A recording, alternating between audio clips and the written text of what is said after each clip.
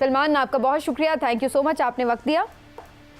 तो सलमान, ज़रा यही आप जी सबसे पहले तो यहीं से बात शुरू करते हैं कि ये आप एक्सपेक्ट कर रहे थे कि अमेरिका जैसी टीम, नौमौलूद टीम, अभी नई नई टीम बनी है और वो भी पाकिस्तान को इस तरह से ना सिर्फ एक टफ टाइम देगी बल्कि हरा ही देगी, तो आप ये एक्सपेक्ट कर रहे थे? देखिए, अमेरिका तो क्वालिफायर भी नहीं है, यानी उन्होंने वर्ल्ड कप सिर्फ इसलिए खेल रहे हैं कि वो होस्ट हैं। वो क्वालिफाइंग राउंड में क्वालिफाई भी नहीं कर सके थे, एसोसिएट मेंबर्स के दरमियान उनके भी वो क्वालिफाई नहीं कर सके थे। आई थिंक कि हमारा एक जो है ना, एक लगातार डिक्लाइन चल रहा है and we can see it coming. ये कोई एलिमेंट ऑफ सरप्राइज नहीं है, ये कोई ऐसा धचका नहीं है जो अचानक आपको शॉक लग जाए। अब अपनी परफॉर्मेंसेस देखिए, 2021 में लास्ट दिसंबर में हमने एक बायलैटरल सीरीज जीती थी और उसके बाद अभी आयरलैंड में हम जाके एक सीरीज जीते हैं, वो भी आयरलैंड पहला मैच जीती है और 2 पाकिस्तान जीता है। आपके ए टीम मिले तो आप हार जाते हैं, बी टीम मिले तो आप हार जाते हैं, सी टीम मिले तो आप हार जाते हैं। लेकिन मजे की बात है कि प्लेयर वही के वही, प्लेयर नहीं तब्दील हो रहे, वही शादाब, वही बाबर, वही फखर जमान, वही सारे लड़के 8-10 साल से इकट्ठे खेल रहे हैं और परफॉर्मेंस है कि आती नहीं और रैंकिंग है कि वो बार बार बताई जाती है कि जी वर्ल्ड नंबर 1 हो गए, T20 में ये रिकॉर्ड बना दिया फलाना। ये वही टीम है जिसके 3-4 प्लेयरों के रिकॉर्ड पे रिकॉर्ड है और टीम कहीं नजर नहीं आती। तो आई गेस कि ये एक प्रोसीजरल डाउनफॉल है, यानी कि एक लगातार एक प्रोसेस के थ्रू एक डाउनफॉल चल रहा है कि आप T20 में फोकस्ड हैं और T20 भी आपके हाथ से निकल गया। और ये GNN के प्लेटफॉर्म पे हम 3 साल से यही बातें बता रहे हैं और आज वो आपके सामने आ रही हैं।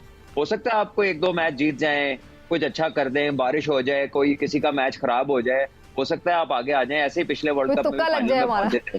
हाँ, लेकिन ये वो जब हम ऐसी चीजों पे खुश हो जाते हैं ना और फैक्ट्स पे पर्दे डालते हैं और असल चीज को ठीक नहीं करते, तो फिर वो चीज बार बार अनलीश होती है।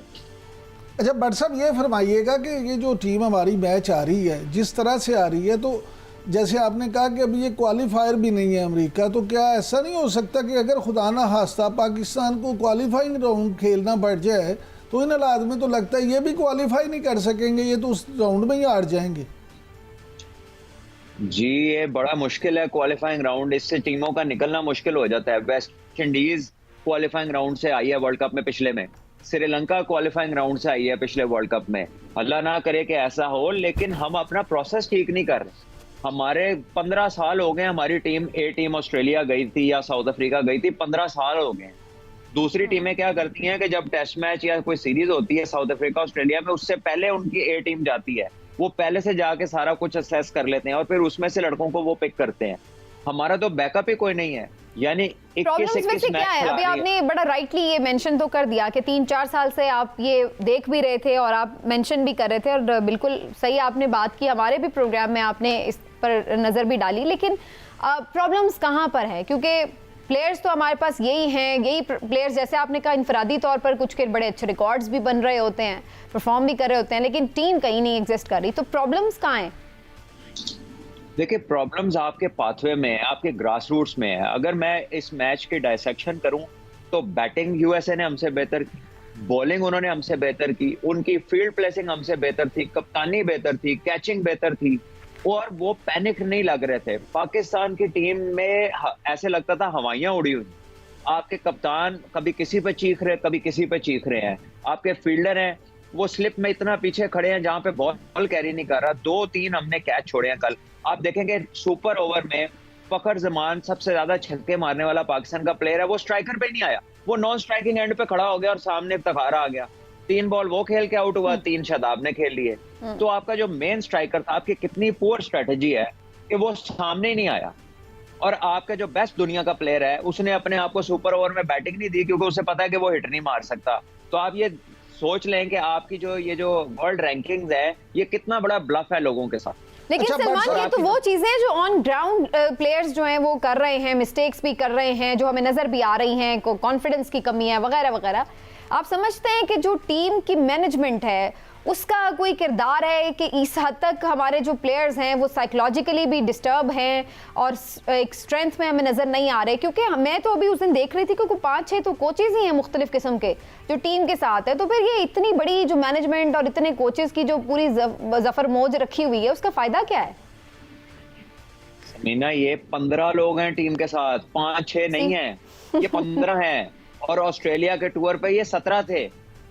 ये ऐसा है कि दूसरी टीम अगर ना आए तो हम आपस में भी मैच खेल सकते हैं, फिर भी हमारे पास दोनों के पास होंगे।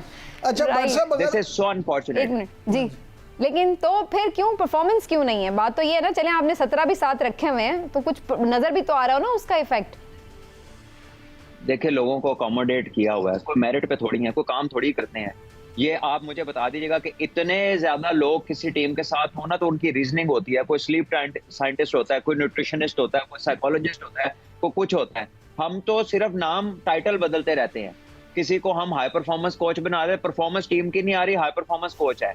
एक कोच है, एक हेड कोच है, एक असिस्टेंट कोच है, एक बॉलिंग है, एक बैटिंग है, जो है वो स्पिन बॉलिंग का कोच है, और एक फास्ट बॉलिंग का कोच है। फिर एक इन सारे कोचों का कोच है, फिर एक उसके ऊपर मैनेजर है, एक सीनियर मैनेजर है, 2 डाटा एनालिस्ट हैं, एक डॉक्टर है, एक मैस्योर है, और फिर एक एंटी करप्शन का बंदा साथ है। कोई होंगे कोई एंटी करप्शन वाले भी साथ।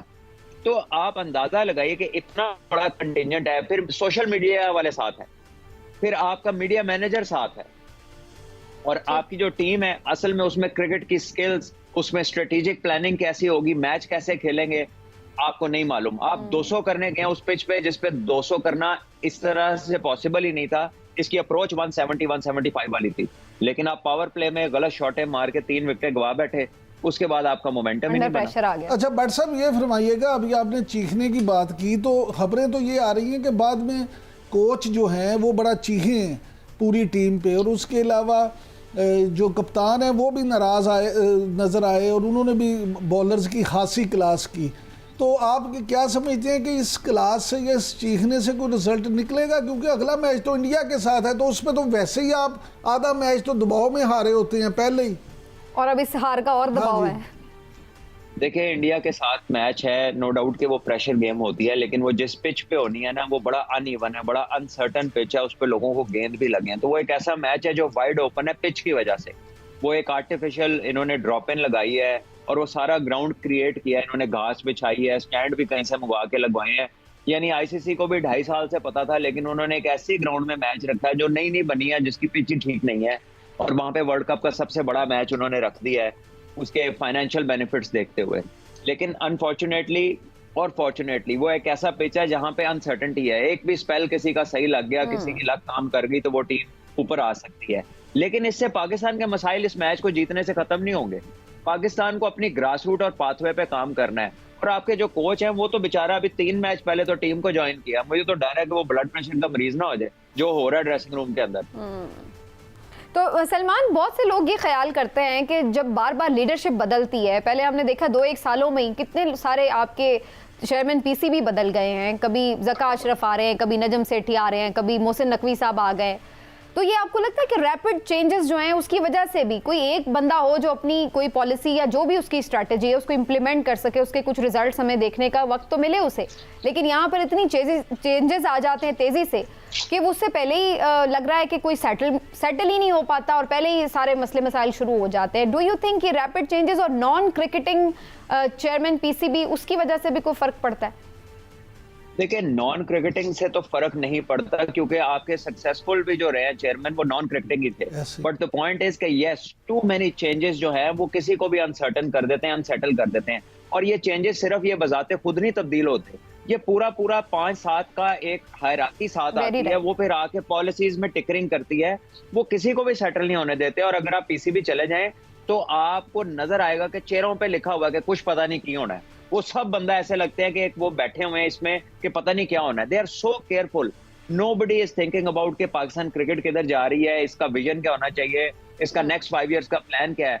हर बंदा तो अपने सर्वाइवल के लिए वो केयरफुल हुआ है कि मैं किसी तरह बच जाऊं, मैं इधर रह जाऊं, मेरा काम चल जाए।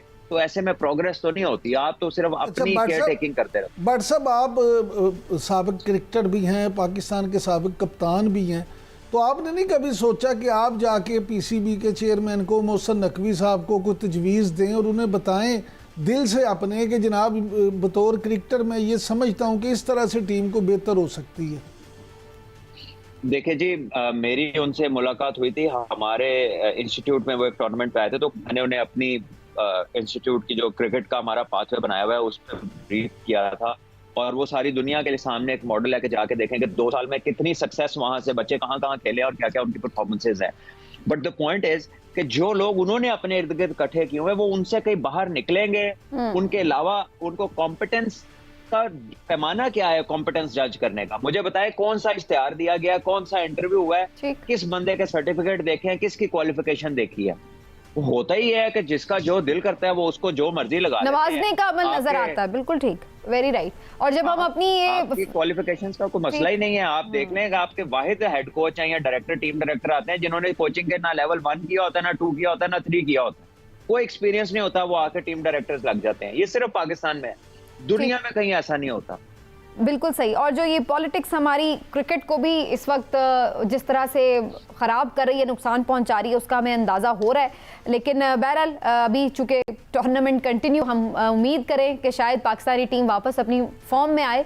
लेकिन मैं इस बात से बड़ी वैसे एग्री करती हूँ जो सलमान ने बात की है कि हमें सिर्फ तुक्केबाजी पे नहीं रखना चाहिए इन्हिसार, बल्कि हमें अच्छी क्रिकेट खेलनी चाहिए। भले आप अच्छी क्रिकेट खेल के हार भी जाएं तो उसका तकलीफ और दुख नहीं होता, लेकिन हमारे यहाँ ज़्यादातर अभी क्रिकेट हमारी बाई चांस ही चल रही है। बहरहाल लेकिन समीना देखिए, अब सुपर, चले मान लिया कि आपने बड़ा मुकाबला कर लिया और बात सुपर ओवर तक पहुंच गई, लेकिन जब आप सुपर ओवर ही 9 गेंदों का करेंगे और उसमें 19 स्कोर खा लेंगे तो फिर कहाँ। लेकिन इमरान साहब, मेरा तो इस बात पे भी इवन एतराज है कि सुपर ओवर तक पहुंचनी ही नहीं चाहिए। यूएसए जैसी टीम के साथ आप तगड़ा मुकाबला करेंगे, ये सबसे प्रॉब्लम है, बड़ी बात की बात है। नहीं पहुंचनी चाहिए, किसी तौर भी नहीं पहुंचनी चाहिए। लेकिन आपको अच्छी क्रिकेट खेलनी है, आप ऑस्ट्रेलिया से मुकाबला करें या आप इंग्लैंड से करें, इंडिया से करें। हारिस रऊफ ने आखिरी ओवर में जितने स्कोर खाए हैं, मैं समझता हूँ ऐसे लग रहा था जैसे क्लब का कोई बॉलर बॉलिंग कर रहा है। वक्त खत्म हो गया। सलमान, आपका बहुत बहुत शुक्रिया, आप हमारे साथ प्रोग्राम में मौजूद रहे। आज के प्रोग्राम से इतना ही।